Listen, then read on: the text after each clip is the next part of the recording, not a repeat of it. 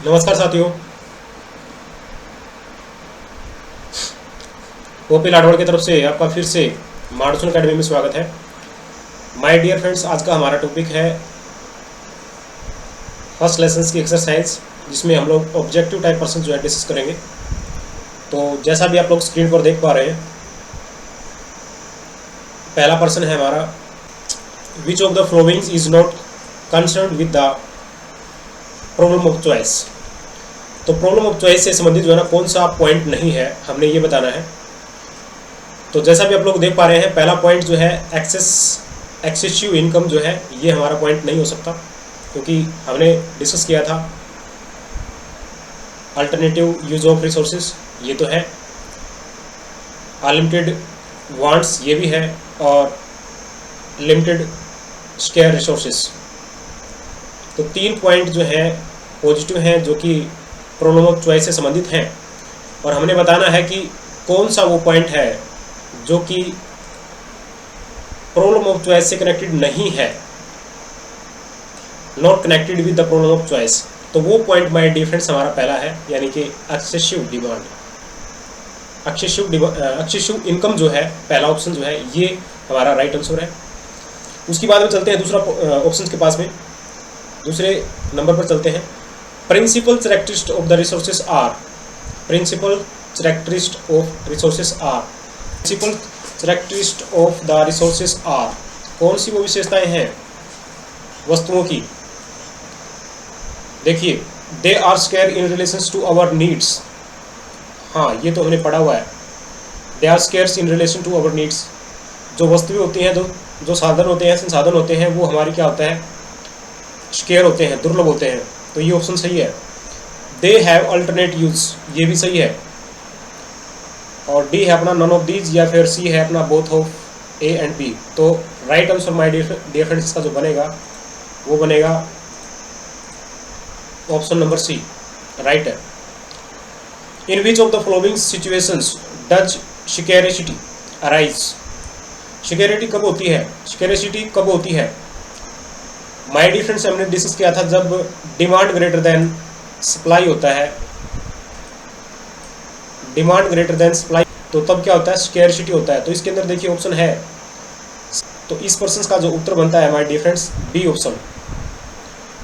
ये बताया कि डिमांड ग्रेटर देन होता है सप्लाई, यानी कि supply less than demand. Option b जो है राइट बन जाता है।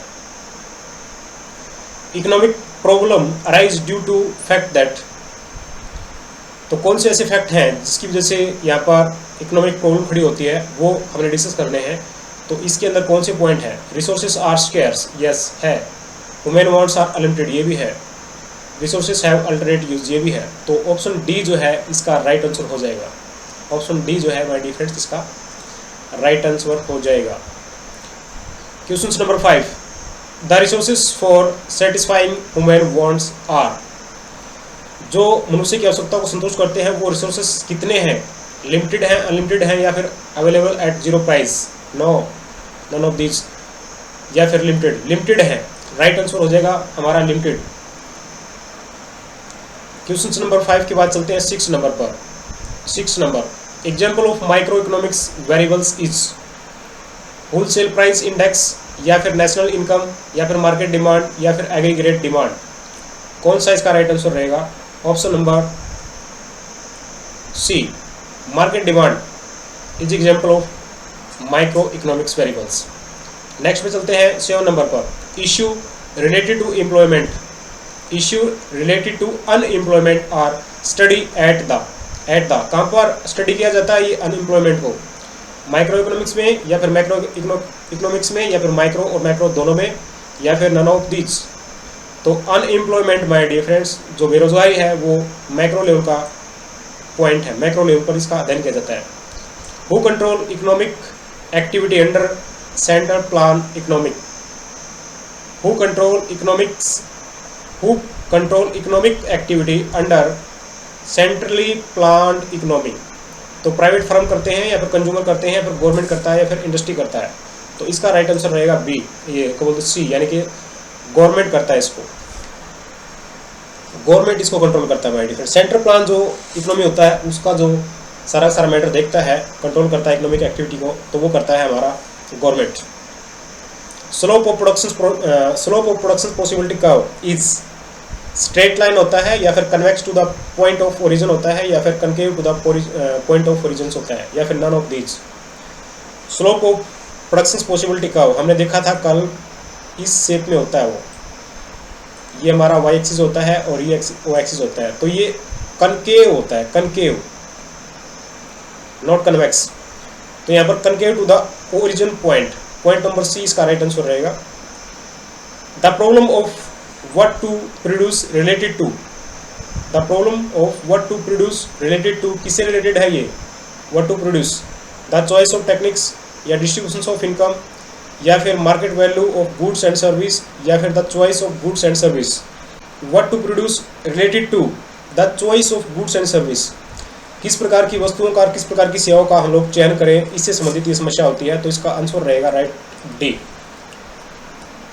विच of the following is related to our problem, how to produce, factory distribution of income, option B the choice of technique, या option C the choice of product, या option C none of these. क्या इसका option रहेगा? Which of the following is related to the problem of क्या है, problem इसके अंदर है हाउ टू प्रोड्यूस, कैसे हम लोग प्रोड्यूस करें, किस तकनीकी का प्रयोग करें, ये कह रहा है। तो ऑप्शन इसका क्या रहेगा, किस तकनीकी का यूज करें, द चॉइस ऑफ टेक्निक्स इसका राइट आंसर हो जाएगा। 12 नंबर में MID friends, in the diagram along side figure 12 in efficient use of resources is shown bye.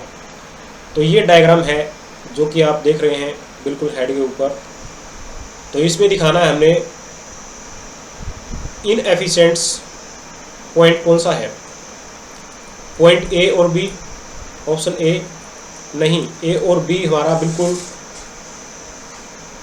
Production possibility curve के ऊपर है, ये इनएफिशिएंट नहीं है। पॉइंट डी जो है हमारे डिफरेंस आउट ऑफ रेंज है, हमारा प्रोडक्शन पॉसिबिलिटी कर्व के बिल्कुल ऊपर है, ये इसको कहेंगे हम unattainables. Point C yes this में भी in the diagram along sides in efficiency of resources is shown by, C point है, क्योंकि यहाँ पर जो है हमारे पास में प्रोडक्शन पॉसिबिलिटी कर्व जो दिखा रहा है पीपी, ये जो है पीपी जो है आप जो बिल्कुल नीचे देख पा रहे हैं, ये वाला पॉइंट पीपी जो प्रोडक्शन पॉसिबिलिटी कर्व है, ये दिखाता है अपने को पोटेंशियल्स ले। यहाँ पर हम लोग पूरा एफिशिएंट तरीके से रिसोर्सेज का यूज़ करके इस लाइंस के ऊपर प्रोडक्शन कर सकते हैं, लेकिन इससे नीचे आएंगे यानी सी पॉइंट के ऊपर आएंगे तो सी पॉइंट पे अपने को यहाँ पर इनएफिशिएंट शो करेगा, यानी जो हमारे पास में रिसोर्सेज हैं उसका हम लोग कम यूज़ कर पा रहे हैं, इनएफिशिएंट है। तो यहाँ पर सी पॉइंट जो है इनएफिशिएंट है। When an economics is operating on the PPC, it indicate, क्या इंडिकेट करेगा? When an economics is operating on the PPC, तो क्या इंडिकेट करता है इसके ऊपर, ये PPC के ऊपर जब हम काम कर रहे हैं तो क्या इंडिकेट करेगा?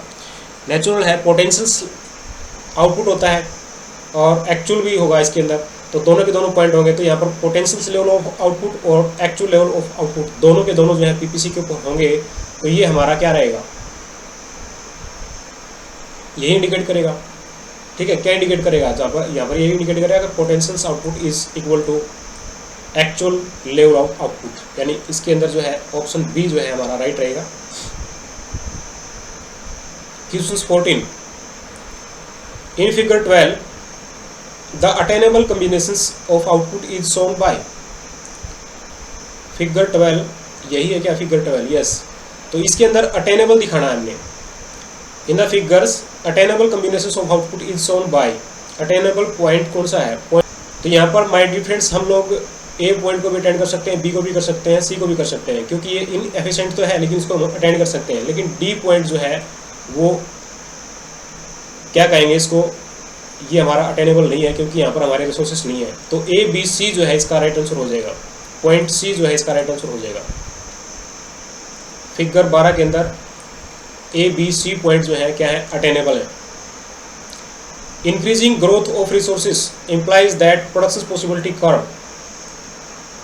इंक्रीजिंग ग्रोथ ऑफ रिसोर्सेस, यानी जब हम संसाधनों की मात्रा को बढ़ा देते हैं तो क्या होता है, प्रोडक्शन पॉसिबिलिटी कर्व के साथ में क्या होता है, शिफ्ट टू द राइट या रोटेशन या रोटेट टू द राइट या shift to the right shift to the left या नन ऑफ दीज। तो क्या रहेगा इसका, increase growth of resources implies that the production possibility curve shift to the right.